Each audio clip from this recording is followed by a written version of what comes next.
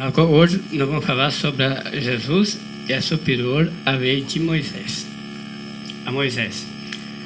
Se encontra assim, Hebreus 3, no versículo 1 ao versículo 5, que fala assim: portanto, os irmãos santos, participantes de um chamamento celeste, considerai o apóstolo, o sumo sacerdote da fé, que professamos, Jesus Cristo.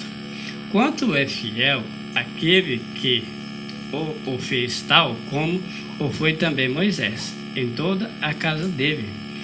Em comparação com Moisés, este outro foi julgado digno de maior glória, na mesma proporção em que o construtor de uma casa recebe maior honra do que a casa construída. Toda casa é construída por alguém, e quem tudo constrói é Deus. Quanto a Moisés, ele foi ao certo fiel em toda a casa dele, como encarregado para depor sobre as coisas que deveriam ser programadas no futuro. Mas Cristo foi fiel como filho na própria casa. Essa casa que somos nós, se porém conservarmos o frescor e a eufonia da nossa esperança. Agora eu vou interpretar esses versículos do 1 ao 5 e esse de 1 ao 5 vai me jogar algumas palavras, alguns livros, né? Para que eu venha interpretar ela certinho. Então eu vou interpretar agora de 1 ao 5 e depois nós vamos ver os versículos onde jogou, para que nós vamos falar. Do versículo 1 ao 2 fala assim: passa a tratar da superioridade da religião cristã sobre a mosaica, demonstrando-a primeiramente na pessoa do chefe e fundadores dessas duas religiões, fiel em toda a casa dele, de Deus. São palavras ditas a respeito de Moisés. Em Número 12, 7. Casa é empregada em sentido metafórico de um edifício social, uma sociedade religiosa, qual era então formada pelo povo de Israel, e qual é chamada no versículo 5. A casa cristã é uma extensão do costume de chamar casa a família e também a parentela. O chamamento é fé cristã, chamamento que vem do céu, isto é, de Deus, que se encontra em João 6, versículo 44 e até o versículo 46. Fé que leva ao céu. A fé que leva ao céu, que se encontra assim em Romanos 6, versículo 22. As coisas que deveriam, no versículo 5, as coisas que deveriam ser programadas no futuro são as que se relacionam com Jesus Cristo e com sua pregação, que se encontra em Deuteronômio 18, 15, em João 3, versículo 14 e versículo 15, e em São João 5, versículo 45 e 46. Então vamos ver agora a de Números 12, 7, que fala sobre Moisés. Do Números 12, no versículo 7, que fala assim: mas não é assim com meu servo Moisés, que é o homem de confiança em toda a minha casa. Interpretação do versículo 7, que fala assim: Moisés desfruta de posição única, superior à de todos os profetas, e Deus o trata com mais intimidade do que outro qualquer. Deus tratava Moisés com toda a intimidade do que outro profeta qualquer. Então, o Moisés foi íntimo. E se encontra aqui em Deuteronômio 34, no versículo 10. Deuteronômio 34, versículo 10, fala assim: ora, nunca mais surgiu em Israel um profeta igual a Moisés, com quem o Senhor tratasse face a face. Então, o Senhor tratava com Moisés face a face. Então, a interpretação desse Moisés foi sempre considerado o maior profeta, o mais íntimo, o íntimo familiar de Deus na antiga lei. Diante de Moisés, aliás, acima de Moisés, só podia erguer-se o fundador da nova lei, o Messias Jesus Cristo, que se encontra aqui em Hebreus 3, versículo 3 e no versículo 6. Então, esse Jesus, que poderia ser, que é o maior, que veio fundar a nova lei para nós, que nós vamos, né? Essa nova lei.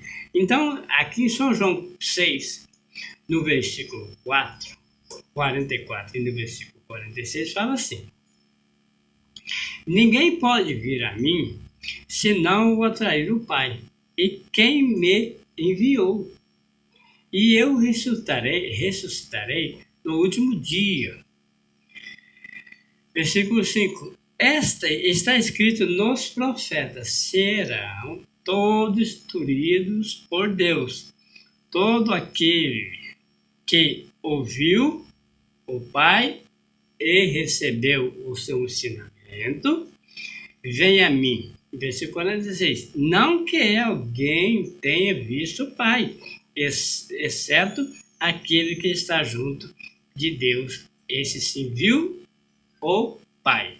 A interpretação desses versículos fala assim: ouvindo a Jesus, os judeus, Jesus atribuir-se uma origem divina, murmurava a seu respeito. Jesus, porém, insiste, afirmando que somente pode vir a ele os que o Pai o trair,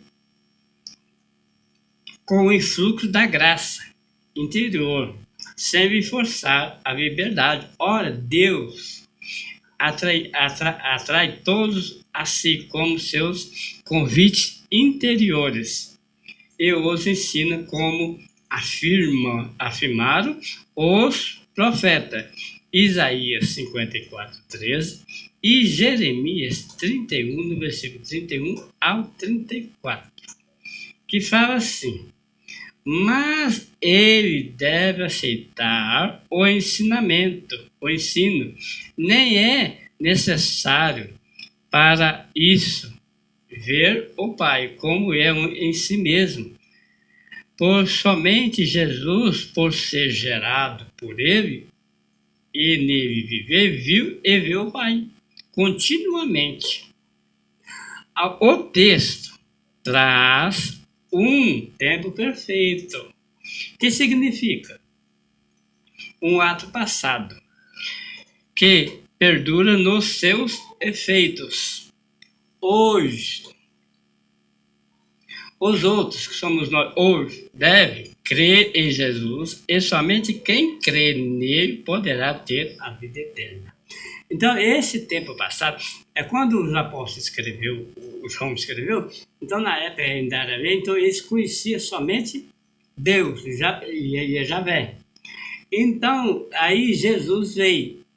Agora nós hoje, nós temos que crer em Jesus Cristo, e somente quem crê em Jesus Cristo terá a vida eterna, hoje, né?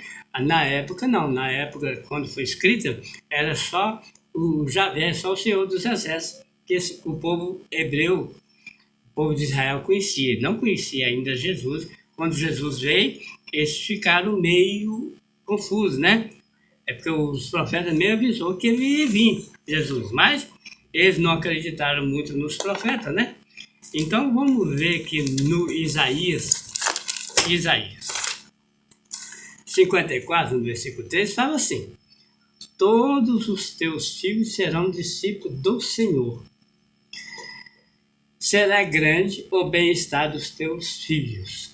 Então todos os teus filhos serão discípulos do Senhor, e grande será o bem-estar dos teus filhos. Então todos aqueles que hoje recebeu o Evangelho, aceitar o Evangelho e for seguir o Evangelho até o final, então, crendo na palavra de Deus e crendo em Jesus Cristo, então eles serão filhos do Senhor, hoje, que vão ter a vida eterna. Então, todos eles, hoje, os que quiserem ser filhos do Senhor, né? Então, em Jeremias 31, do versículo 31, 33 ao 34, fala assim, 32, 33, 34, fala assim: o novo pacto, que Jesus, que é a nova lei, né? O novo pacto, a nova época religiosa. O novo pacto é a nova época religiosa, que nós somos a nova época agora, de lá para cá. Quando Jesus veio, ele veio inaugurar o reino do céu, né? Então ele já teve a nova época. Ele já tinha visão. Através de Jesus, então já, quando Jesus veio e nasceu e viveu aqui e pregou o evangelho lá, então foi a nova época. Então no versículo 31 fala assim, no versículo 31: eis que virão dias, palavra do Senhor, em que estreitarei novo pacto com a casa de Israel e com a casa de Judá. Versículo 32: não com o pacto que estreitei com os seus pais no dia em que os tomei pela mão, para os tirar do Egito, pacto que eles violaram, e por isso eu os desdenhei, diz o Senhor. Versículo 33: mas esse será o pacto que estreitarei com Israel depois daqueles dias, diz o Senhor. Porei a minha lei nos seus corações e a imprimirei nas suas mentes. Eles me terão por Deus e eu os terei por meu povo. Versículo 34: eles não necessitarão mais estimular-se uns aos outros, dizendo: reconhecei o Senhor, porque todos eles me reconhecerão, pequenos e grandes, diz o Senhor. Perdoarei a sua neguícia e não me lembrarei mais dos seus pecados. Então, hoje, essa nova lei, esse novo pacto que Jesus fez, que é esse novo evangelho, então esse é a nova lei que Jesus vai imprimir no nosso coração, através do Espírito Santo, né? Depois nós vamos chegar lá. E que Deus que não vai mais reconhecer nossos pecados. Por quê? Porque o Espírito Santo não vai deixar nós pecar. Igual o povo de Israel pecava, transgredia muito, né? Então vamos ver essa interpretação de Jeremias, que fala assim: o novo pacto é a nova lei dada por Jesus no Evangelho, que justamente daqui recebeu o nome de Novo Testamento. Tem isso de comum como o Antigo Testamento. Que Êxodo 19, no versículo 23, e no Hebreus 7, versículo 21 ao versículo 26, e Hebreus 11, no versículo 1 ao versículo 8, né? Que é um vínculo essencialmente religioso, mas em face daquele apresenta as vantagens de formar uma nova religião. Ele veio para formar uma nova religião. Primeiro, ela é mais íntima e mais sentida. Ela é mais íntima e mais sentida. Segundo, ela é mais difundida em todas as camadas sociais. Ela é mais difundida em todas as camadas sociais. Ela é difundida é universal, no mundo inteiro. Antigamente, no novo pacto ela só a camada do povo de Israel. Ela não difundia todas as camadas. essa religião, esse novo pacto que Jesus fez, a de fim de todas as camadas. Todos têm o direito de entrar dentro do reino do céu. Mas para isso tem que obedecer a palavra do Senhor. Terceiro, ela é mais praticada, movida pela graça interior, já não carecerão tanto de impulso exterior para observar o pacto. Disso seguirá que Deus não terá mais que punir tão severamente tantas culpas. Então hoje Deus não vai punir tão severamente tantas culpas. A lei de Moisés, o povo errava muito e tinha muitas culpas. Então era muito punido. Hoje não. Hoje, através do Espírito Santo, né? Nós estamos aí com toda a força. O Espírito Santo não deixa nós errar, né? Então esse chamamento é essa que leva ao céu. Então fala assim, que esse que leva ao céu, fala assim, Romanos 6, versículo 22, fala assim: mas agora, libertos do pecado, e feitos servos de Deus, tendes como vosso fruto a santificação, e portanto a vida eterna. Hoje nós eliminamos o pecado, nós ganhamos a santificação e nós temos a vida eterna. A interpretação desse versículo, que fala assim: Paulo apresenta Deus, ou melhor, a justificação de Deus e o pecado como duas potências antagônicas que procuram assenhorar-se do homem. Ora, quem se torna escravo do pecado, como paga a ele devida a morte eterna? Quem se faz escravo de Deus e de sua justiça, consagrando-se livremente a ele pelo batismo, a fim de obedecer-lhe, recebe a justificação, ou seja, a vida da graça e da glória, que é dom gratuito de Deus em Jesus Cristo, Senhor nosso. Né? Então hoje nós temos toda a graça. Hoje Jesus aí é graça. Hoje ela está liberta para nós, né? Então em Deuteronômio 18, no versículo 15, fala assim: o Senhor teu Deus te suscitará do teu meio, dentre teus irmãos, um novo profeta como eu, e a ele o ouvirá. Então o Senhor suscitará, então Deus suscitará um profeta como ele, e ele todos ouvirá. Então o Senhor, então o próprio Moisés escreveu na lei que ele suscitará, que é o Jesus Cristo, que vem a nova lei, que todos ouvirá. A interpretação e desse versículo: um profeta em sentido coletivo, distributivo. Isto é, uma série de profetas em sentido coletivo, uma série de profetas, até o último e o maior de todos, o Messias, que está com certeza incluído nessa promessa, Atos 3, versículo 20 e versículo 23. Como eu, na qualidade de intérprete de Deus, juntamente ao povo, no direito de ser ouvido e obedecido, e ainda na autoridade de explicar e aperfeiçoar a lei. Então ele veio fazer estudo, né? Como na qualidade de intérprete, ele na qualidade de intérprete de Deus, junto ao povo no direito de ser ouvido e obedecido, ainda na autoridade de aperfeiçoar e de explicar e aperfeiçoar a lei. Então, Atos 3, no versículo 20 e 23, fala assim: a fim de que chegamos ao tempo do refrigério da parte do Senhor, ele vos mande aquele que vos foi destinado para Messias. Jesus, no versículo 22, para o Messias, que é Jesus.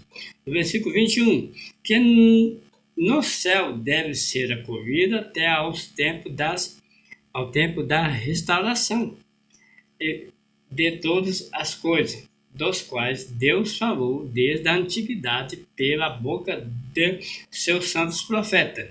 Versículo 22, disse de fato Moisés, suscitar-se vós, o Senhor vosso Deus, um profeta como eu, dentre os vossos irmãos, a vez de escutá-lo em tudo quanto vós disser. Versículo 23, e dar-se-á que toda a alma que não escutar esse profeta será exterminado do meio do seu povo. Então, todos aqueles que não escutar a palavra de Deus, não obedecer a palavra de Deus, então esse povo vai ser exterminado. Eles não vão ter a salvação de Deus. Só aqueles que ouviram ela. A interpretação desses versículos. Atos 3, 20, 23, no versículo 23. Fala assim, os tempos do refrigério, isto é, o tempo da ressurreição. O tempo do refrigério, isto é, o tempo da ressurreição final, como aparece no versículo seguinte, que fala da restauração messiânica de todas as coisas e da vinda de Jesus Cristo. Isaías 45, no versículo 8. Mas a conversão antecipará pessoalmente para cada convertido após a morte. Então é Mateus 24, 50, Mateus 24, 50, 25, 13 e João 14, 3 e Apocalipse 3, versículo 3 e 5. A glória dos eleitos, em sentido geral, a conversão de Israel deverá proceder nos tempos do juízo. Então, Mateus 24, 14, Romanos 11, 25, 32. Ignorava-se, porém, se estava iminente ou não. Mateus 24, 36. São Paulo chegará até a falar do gemido da natureza interior, inteira, que também suspira pela a glorificação dos eleitos, que se encontra em Romanos 8, no versículo 19 ao 23. Nos foi destinado para Messias, com efeito, a salvação que Jesus operou, destinava-se, antes de tudo, aos israelitas, filhos da promessa. No versículo 25, Romanos 9, 33 e 9, aos quais, além disso, Jesus prometerá reservar a sua missão pessoal. Isso se encontra em Mateus 15, no versículo 24. Isso, infelizmente, tornaram-se indignos por causa da sua própria recusa acirrada, que levaram até ao deicídio. Então, eles não creram na época que Jesus veio, né? Não teve recusaram Jesus naquela época, o povo Israel, uma parte dele, né? Recusaram Jesus, não teve. Então, agora eles vão ter por último tempo, agora, né? Depois da classe do gentil entrar dentro da igreja que somos nós, né? Então, o povo de Israel vai esperar para o último tempo, mas depois da hora que o reino do céu estiver cheio, a classe do nosso gentil, todos tiver convertido e aceitado Jesus, aí sim, aí o Senhor vai marcar a sua presença com o povo de Israel depois, né? No versículo 21 fala assim, do 3, do Atos dos Apóstolos, o versículo 20 só. Interpretação. No céu deve ser acolhido porque após sua ascensão, Jesus não retornará visivelmente, à terra, até a época do juízo final. Então, Jesus não vai vir ele não vai retornar aqui no mundo visivelmente, mas ele vai vir invisível. Só na ressurreição, no dia do juízo, quando o arrebatamento, quando vai pegar a igreja, com todo mundo lá, aí sim vai vir visível, mas ele vai vir invisível para ver a população, né? Então, no céu deve ser ocorrido, porque após sua ascensão, Jesus não retornará visivelmente à terra até a época do juízo final, né? Que se encontra assim, em Atos 1:11, Mateus 24:30 e 25:31, no versículo 46. O versículo 22 fala assim: disse de fato Moisés, lá em Deuteronômio 18, 15, 16, 19. Deuteronômio 18, 15 fala assim: o Senhor teu Deus suscitará do teu meio, dentre os teus irmãos, um profeta como eu, e aí ele virá. Versículo 16. Exatamente como pediste ao Senhor teu Deus em Horebe, no dia da Assembleia, dizendo que eu não torne a ouvir a voz do Senhor meu Deus, e que não veja mais esse grande fogo para não morrer. Versículo 19. Aquele que não ouvir as minhas palavras que ele dirá em meu nome, terá de prestar contas a mim.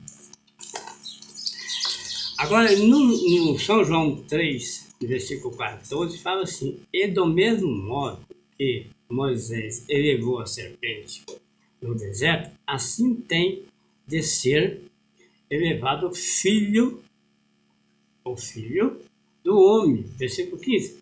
Para que todo aquele que crê nele tenha a vida eterna. A interpretação desse versículo. João 14, 3, versículo 14, versículo 15. Fala assim, a interpretação desse versículo agora. Jesus não é somente o revelador e o mestre, mas é também, sobretudo, o Redentor e o Salvador do mundo. Quando os judeus no deserto foram atacados por uma onda de serpente, Moisés suspendeu numa lança uma serpente de bronze. Olhando-a a Jesus, os judeus ficaram curados. Números 21, versículo 8 e 9. Era